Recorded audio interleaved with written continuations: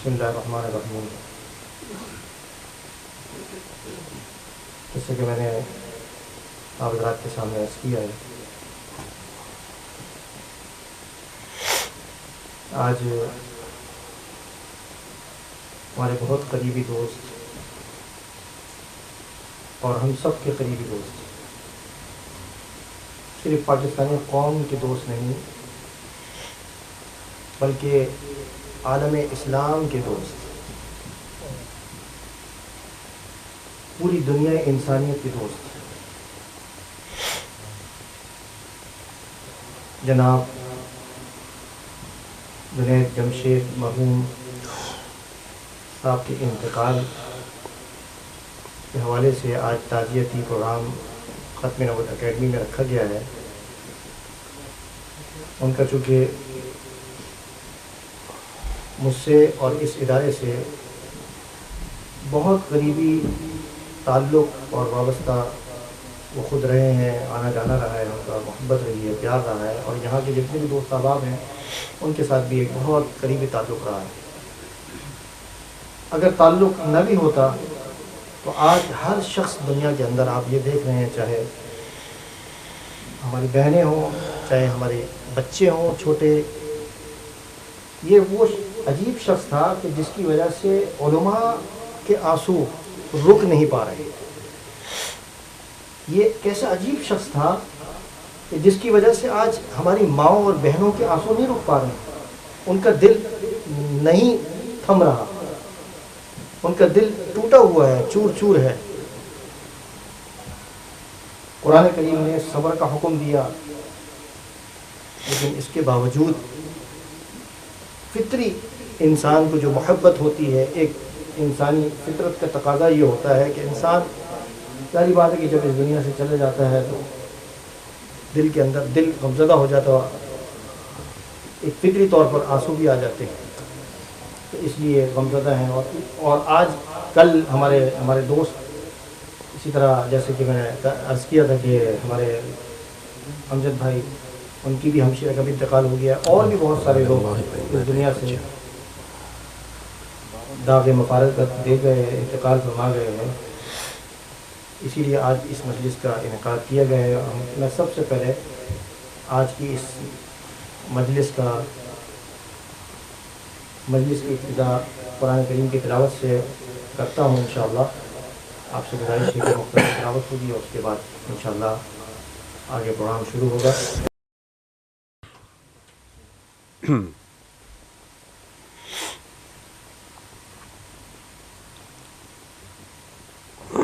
اعوذ باللہ من الشیطان الرجیم، بسم اللہ الرحمن الرحیم.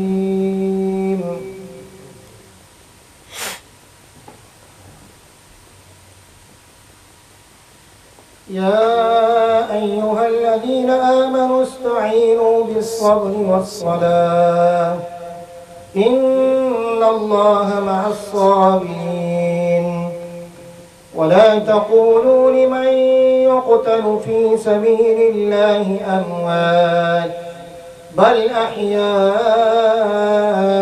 ولكن لا تشعرون. ولنبلونكم بشيء من الخوف والجوع ونقص من الأموال والأنفس والثمرات وبشر الصابرين الذين إذا أصابتهم مصيبة قالوا إنا لله وإنا إليه راجعون. صدق الله العظيم وصدق رسوله النبي الكريم. سبحان اللہ. واجب الاحترام بزرگوں، دوستوں، ساتھیوں، جیسے کہ میں نے عرض کیا تھا کہ بہت سارے دوست اور ان کے محبین 4-5 روز سے تشریف لا رہے ہیں، اور آج بھی بہت سارے لوگ تشریف لائے ہوئے ہیں. ان میں سے میں یہ کہوں گا کہ ان کی زندگی کی ابتدائی زندگی کے دوست، اور پھر اس کے بعد جب انہوں نے زندگی بدلی، ہمارے بھائی جنید جمشید صاحب نے زندگی بدلی، اس زندگی کے دور کے دوست نجم شراز صاحب بھی آج ہمارے درمیان موجود ہیں. اور بھی بہت سارے ہمارے علماء کرام بھی یہاں تشریف فرما ہے. میں جیسے عرض کر رہا تھا کہ عجیب انسان تھا کہ آنسو تھم نہیں پا رہے ہیں. ہر شخص کی آنکھ نم ہے، ہر شخص رو رہا ہے، ہر شخص افسردہ ہے. اگر یہ آنسوؤں کو اگر جمع کیا جائے تو میں اپنی بات میں مبالغہ نہیں ہوگا میری بات کے اندر، یقین کریں کہ یہ ایک جھیل کی صورت اختیار کر سکتی ہے. اور جنید بھائی نے جہاں گئے ہیں ایک گلشن تیار کیا ہے اور محبت اور پیار کے گلدستے بانٹے ہیں. اگر ان گلدستوں میں اور ان پھولوں سے جو خوشبوئیں جو انہوں نے بانٹی ہیں، اگر اس کو آج ہم اسی طریقے سے جس طریقے سے وہ محبت اور پیار کے گلدستے، احترام کے گلدستے دنیا کے اندر لے کر چلے اور قافلے کی صورت میں اور انفرادی صورت میں، تو یقین کریں کہ وہ پوری دنیا کو معطر کر دیں گے. اتنا پیار تھا ان کے اندر، اتنا پیار تھا. بہرحال ایک مصیبت، ایک واقعہ ہم پر رونما ہوا ہے، ایک حادثہ ہوا ہے. مصیبت جو ہم پر آئی ہے، جو حالات ہم پر آئے ہیں، پریشانی آئی ہے. مصیبت کیا ہے؟ مصیبت کس چیز کا نام ہے؟ اس کی مستقل تشریح ہے. اسی طریقے سے مصیبت پر قرآن و سنت کا کیا حکم ہے؟ اگر کوئی مشکل آ جائے، پریشانی آ جائے، قرآن و سنت کا کیا حکم ہے؟ اور قرآن و سنت نے جس طریقے سے مصیبت پر صبر کرنے کا جو حکم دیا ہے، اس کا کیا طریقہ کار ہے اسلام نے دیا ہے.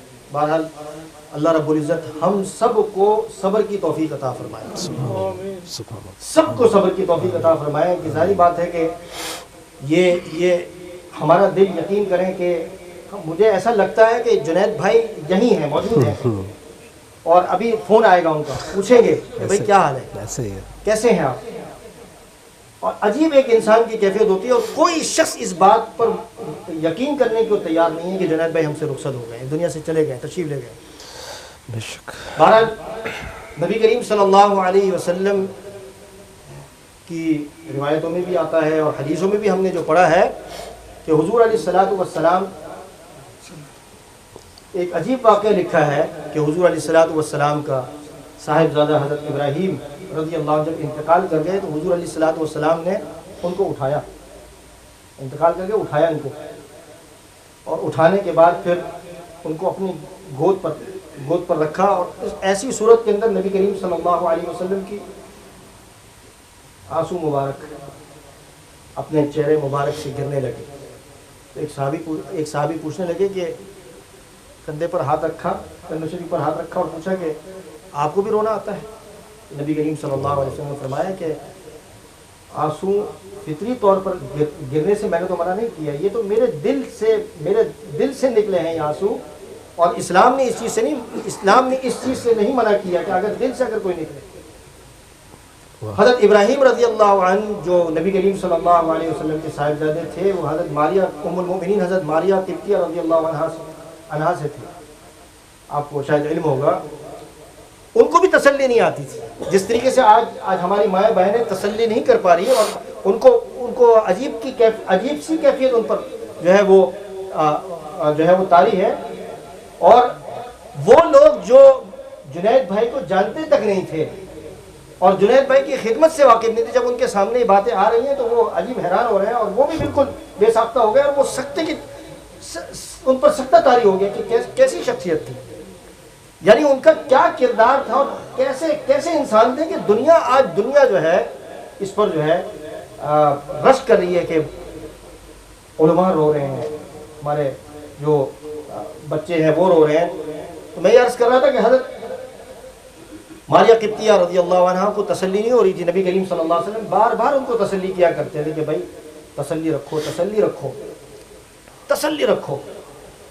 اس کے باوجود وہ تسلی اور وہ اطمینان طلب نہیں ہو رہا تھا، اور وہ بہت زیادہ ان کو ملال تھا، بہت زیادہ ملال تھا. تو نبی کریم صلی اللہ علیہ وسلم کی رحمت جوش میں آئی اور فرمایا، بڑا عجیب واقعہ ہے، ہم سب کے لیے ایک سبق ہے کہ اگر تم چاہتی ہو تو میں اللہ رب العزت کی بارگاہ میں دعا کروں اور اللہ رب العزت سارے میری دعاؤں کی برکت سے پردے ہٹا دے اور تم اپنے لخت جگر حضرت ابراہیم کو دیکھو کہ وہ جنت میں حوروں کی گود میں کھیل رہے ہیں اور وہ پرورش پا رہے ہیں. اگر تم یہ چاہتی ہو تو اللہ رب العزت جو ہے یہ پردے ہٹا سکتا ہے, جنت میں موجود ہے. تو حضرت ام المؤمنین حضرت ماریہ قبطیہ رضی اللہ عنہا نے, یہ ہماری تسلی کے لیے ہے, بڑے بڑے دنیا کے اندر واقعات ہوئے ہیں, بڑے بڑے جیت علماء اس دنیا سے تشریف لے گئے. ظاہر بات ہے کہ یہ بہت بڑا حادثہ ہوتا ہے, ایک عالم کا چلے جانا, ایک عالم کی موت عالم کی موت ہوتی ہے. جہاں جیسے آپ حضرات دیکھیں یہ بھی دین کے خادم اور دین کے ایک طالب علم تھے, تو آپ نے ان کا کردار دیکھا کہ کیسی حالت ان کے جانے کے بعد امت کا کیا حال ہے.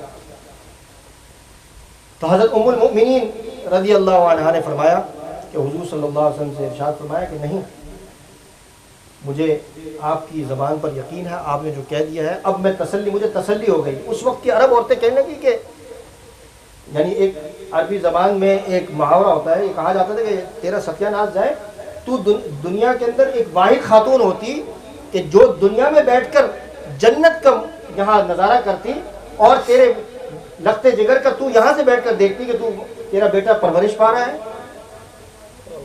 اس سے بڑی سعادت کی کیا بات ہو سکتی ہے. کہ عجیب بات انہوں نے ارشاد فرمائی, انہوں نے کہا کہ تمہاری بات بھی ٹھیک ہے, لیکن میں نے جو عمل کیا ہے وہ اس لیے کیا ہے کہ اگر میں حضور صلی اللہ علیہ وسلم دعا فرما لیتے اور میں دیکھ لیتی, مجھے تسلی ہو جاتی, ضرور تسلی ہو جاتی, اور میں یہ کہہ دیتی بات, مجھے تسلی ضرور ہو جاتی. لیکن یہ میری آنکھیں دیکھتی, آنکھیں نظارہ کرتی, تو میں اس بات پہ ظاہری بات ہے کہ یہ بات ثابت ہوتی کہ میری آنکھوں نے دیکھے, میری آنکھوں نے یقین کیا ہے.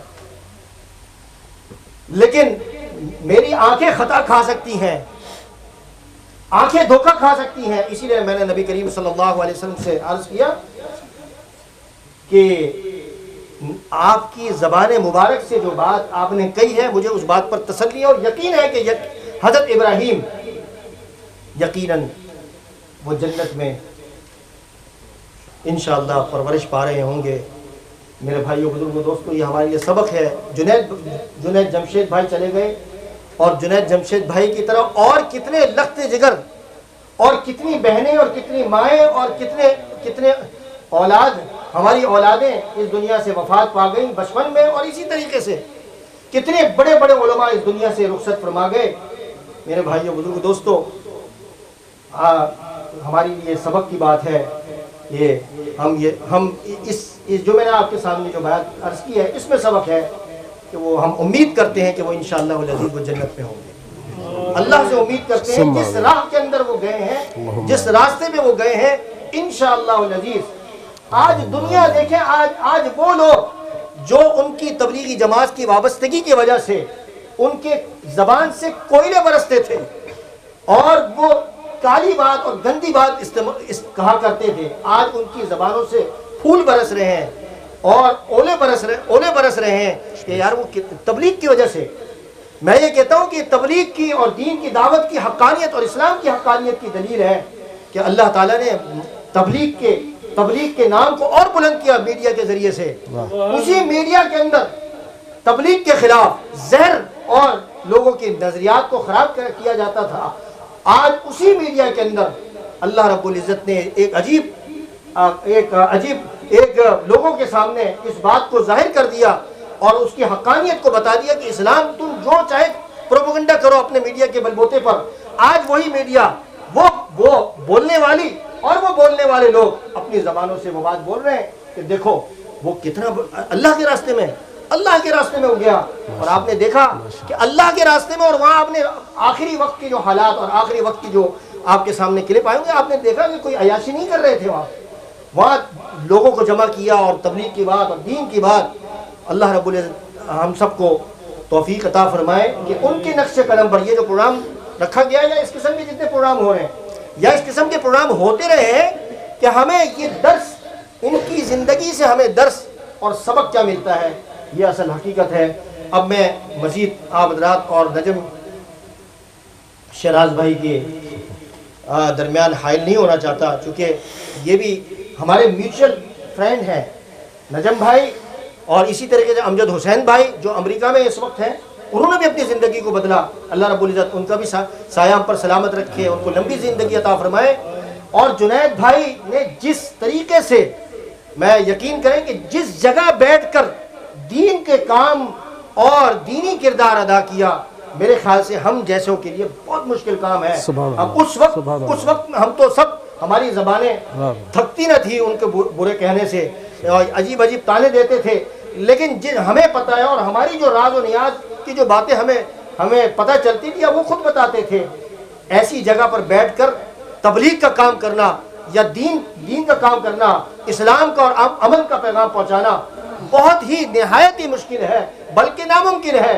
अल्लाह रब्बुल इज़्ज़त से हम दुआ करते हैं कि इनको भी इसी तरीके से, दूसरे जो भाई इस लाइन पर लगे हैं, और बहुत सारे इस तरह के बहुत सारे हीरे हैं, अल्लाह रब्बुल इज़्ज़त इनको सलामत रखे, इनकी ज़िंदगी में बरकत अता फरमाए। इंशाअल्लाह आखिर के अंदर दुआ भी होगी और इसाले सवाब भी इंशाअल्लाह होगा। हमारे, जैसे मैंने अर्ज़ किया है कि हमारे बहुत करीबी दोस्त, हमारे अमजद भाई की हमशीर का इंतकाल हुआ, ये भी हमारे लिए दर्द का बाइस है। इंशाअल्लाह आप तमाम साथियों से गुजारिश है कि ईशा तक तशरीफ़ फरमा रहे हैं। ईशा इंशाअल्लाह 6:45 बजे होगी, 6:45 बजे होगी, तो तमाम साथी तशरीफ़ फरमा रहे हैं। मैं नजम भाई से गुजारिश करूँगा कि अपनी जो गुफ्तगू है, और ख़ास तौर पर उनके साथ इतनी तवील ज़िंदगी, वो इब्तिदाई ज़िंदगी, दरमियानी ज़िंदगी और बाद वाली जो ज़िंदगी जो अब चल रही थी इनकी, और जो तबलीग के हवाले से चल रही थी, इस हवाले से इन्होंने कई असफार किए, ऑस्ट्रेलिया, न्यूजीलैंड, अमेरिका कई बार, और यूके के अंदर कई बार, मुतअद्दिद, यानी उसके कोई शुमार नहीं है, इन्होंने ये सफ़र करते रहे। तो सवाने जो उनकी ज़िंदगी की जो ख़ास गोशे हैं, दरीचे हैं, उनको खोलें, ताकि लोगों को मज़ीद, यानी वो जवान और कितना खूबसूरत वजीह इंसान, वजाहत, ऐसी वजाहत में उनसे, मैंने जैसे जुमे में भी अर्ज़ किया था कि अल्लाह रब्बुल इज़्ज़त ने अजीब उनको, मैं उनको कहता था कि दुनिया के अंदर और बहुत सारे सिंगर हैं, अल्लाह ने आपका इंतखाब क्यों किया है, आपको क्यों चुना है, कोई एक ख़ास वजह होगी। इस पर आप गौर करें, इस पर आप सोचें, और अपने ज़िंदगी का जो दरमियान के अंदर उन पर हालात भी आते रहे, उनकी साबित कदमी आपने देखी कि आखिर के अंदर वो वफा कर गए, और जो अहद किया अल्लाह रब्बुल इज़्ज़त ने उसको पूरा किया, और जिस चीज़ की वो तमन्ना किया करते थे, अल्लाह रब्बुल इज़्ज़त ने उसको भी कबूल किया। अब मैं नजम शहराज भाई से मुअद्दिबाना गुजारिश करूँगा कि वो अपने इस सिलसिले में जो यादें हैं और जो याददाश्त हैं, हमारा भी एक सफ़र हुआ था, एक तवील सफ़र लंदन से ग्लासगो, जिसमें कामरान भाई भी थे, मुबशिर भी था, तारिक भी था, और भी 4-5 साथी थे, और फिर ग्लासगो से न्यू कासिल का सफ़र, और यहाँ मुख्तलिफ़ औक़ात में इनके साथ बातें, फ़ोनी और टेलीफोनिक राब्ते। अल्लाह रब्बुल इज़्ज़त नजम शहराज भाई से भी इसी तरह से काम लें।